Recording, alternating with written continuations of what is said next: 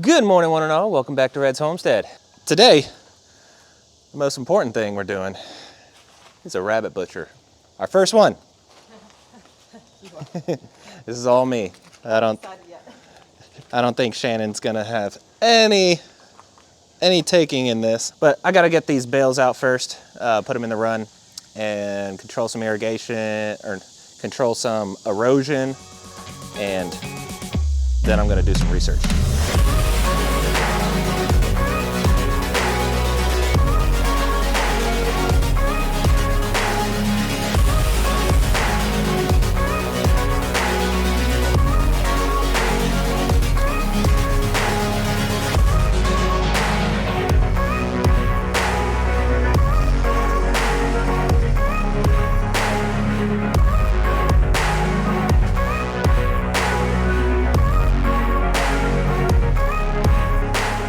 So I give them about 20 minutes and they'll have that spread out everywhere.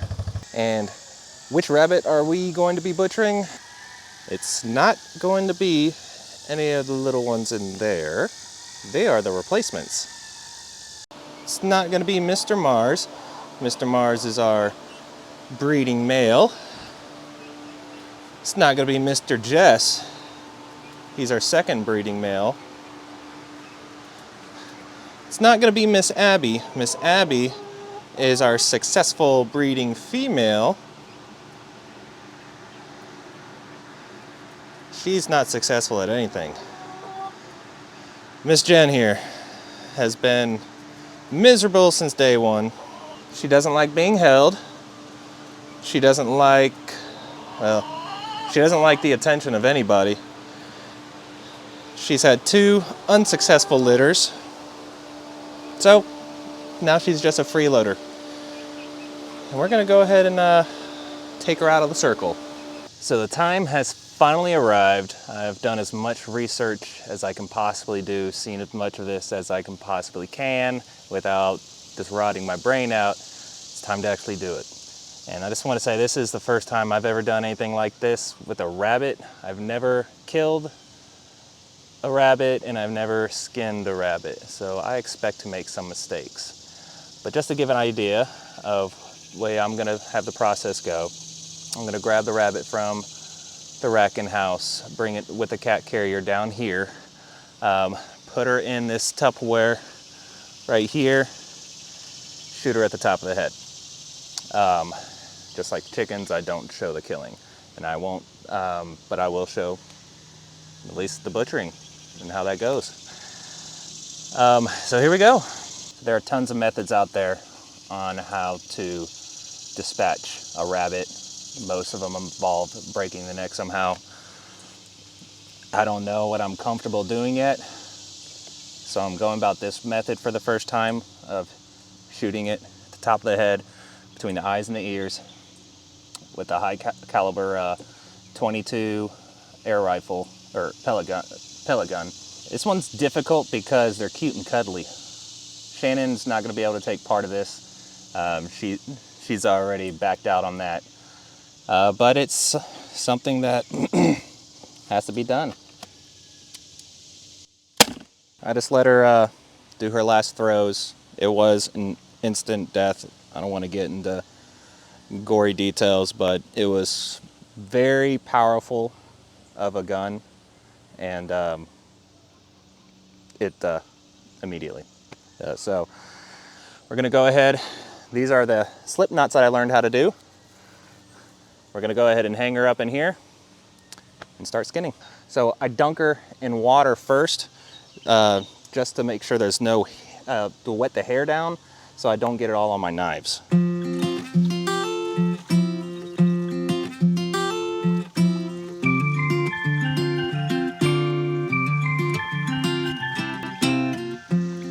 This is the part that I only kind of know. So this rabbit's about a year old, so she's definitely not gonna be a fryer rabbit. She's gonna be probably in some kind of stew, or there's a recipe my neighbor told me that I might use as a real slow cook for the meat. So I'm gonna start by just going around each leg and then slitting down the centers so I can pull it down.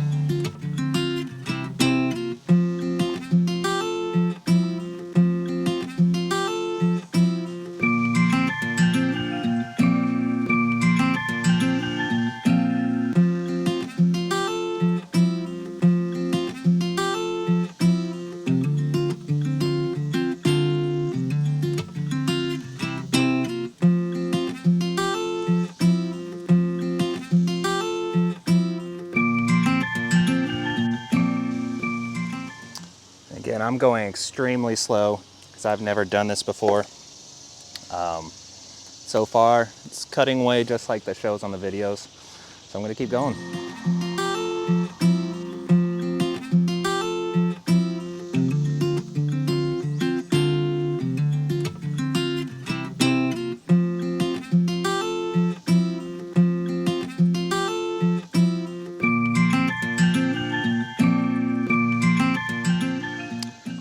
It went perfectly.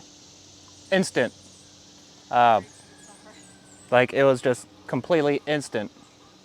So I really, yeah, it's definitely a good way to do it.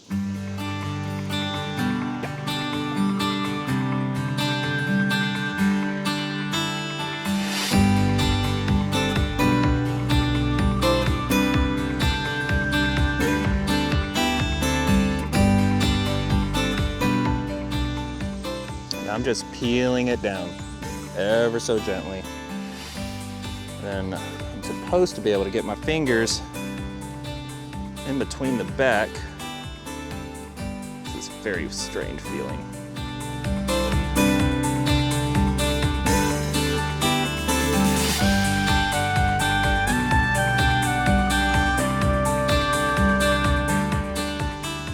So now I have a firm grip all the way through, and I think I'm just gonna cut upwards.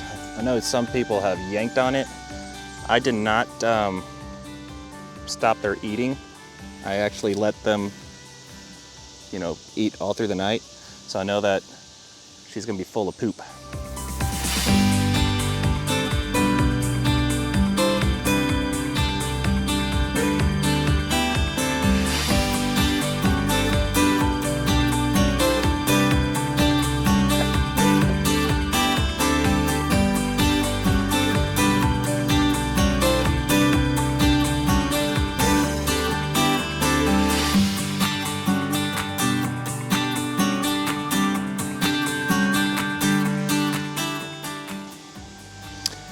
There's a lot of fat on this one, but we knew it was gonna be a pretty chunky monkey. So everything is pretty much separated. Should just be able to pull down, but I'm gonna take care of the head. So with the head off, it should just slide all the way down to the front feet.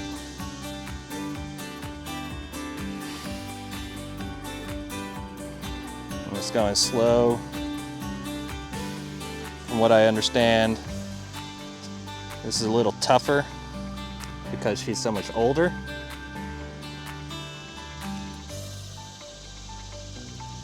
But all in all, it's still just sliding off.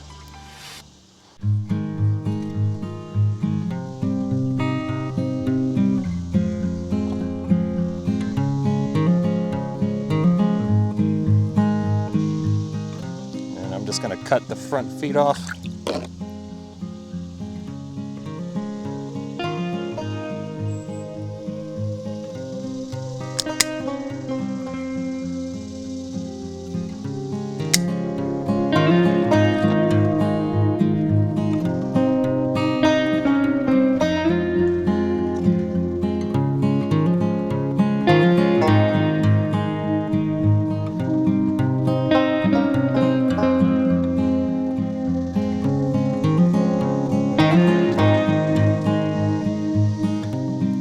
Voila. Rabbit hide. I'm gonna let this soak because we're gonna save it. So this is the part where the real unknown, for me at least, comes. Just know, I just know the things that I should not be cutting. And that's your colon. But from what I remember reading and watching, you can break these open and you want to start slitting right down the middle there.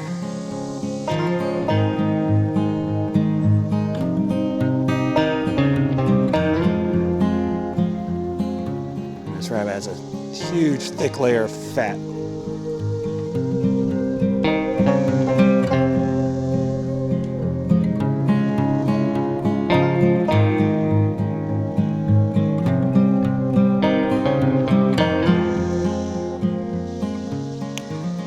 There it goes. So that breaks it open right there.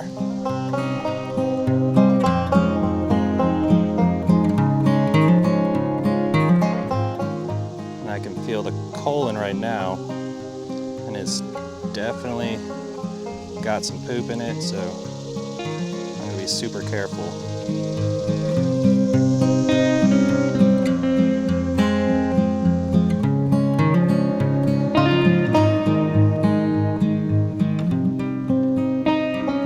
It's just super fatty. That right there is your pea sac. I'm just cutting that off immediately, getting that out of the way.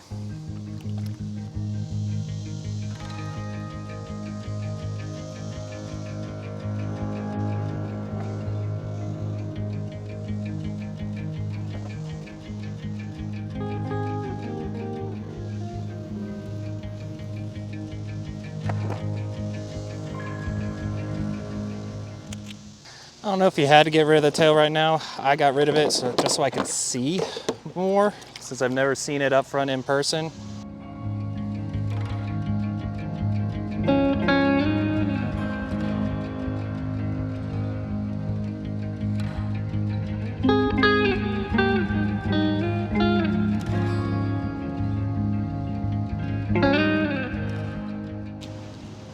I could probably pull harder, but I'm just being super delicate. I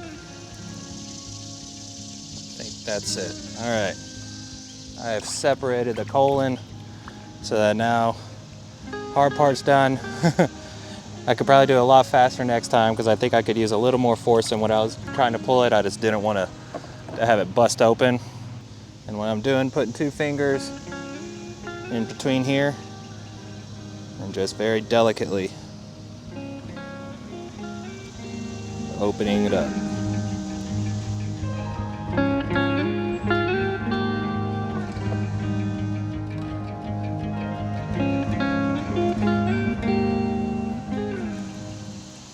So tons of fat on this one. Let's see all this fat.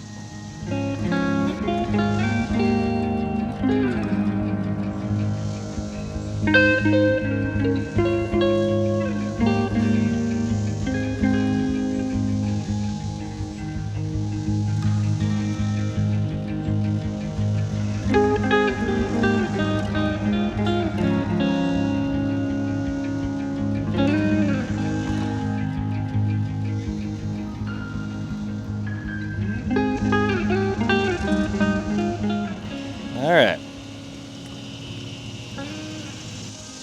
So I just cut the gallbladder off, but I'm looking at the liver right now to see if there's any worms or spots, and I see absolutely nothing.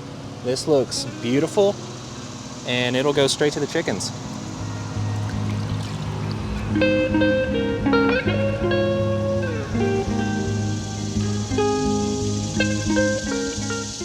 Then you get to a second cavity down here.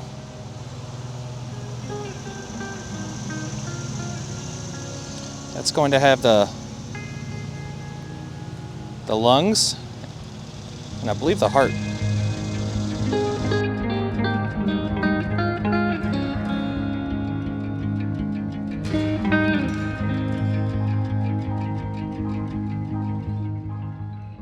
My wife chose this moment to mow.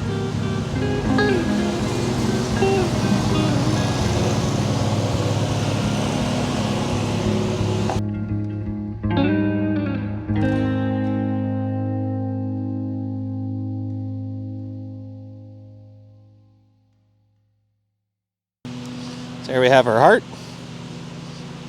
and the lungs. Well, I think I did it right. Now we're gonna go ahead and cook it up. And I'm gonna use the recipe my neighbor down below told me. And I might quarter it out to get the meat good, but I could just cleave it and throw it all in there and just let it slow cook. We have another animal, 2 animals on the farm. But this time, they're more house animals. But they're not gonna be in the house. Feral cats.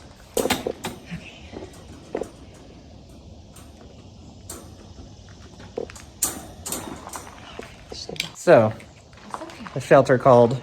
They received 2 feral cats and we're looking for a spot for it. We had volunteered a while back to get them, and they came. And so they're gonna be barn cats. So what we're gonna do is we're gonna keep them here in the cage, the little dog crate, for maybe 2 or 3 days, just so they can recognize this surrounding area, hopefully as home base.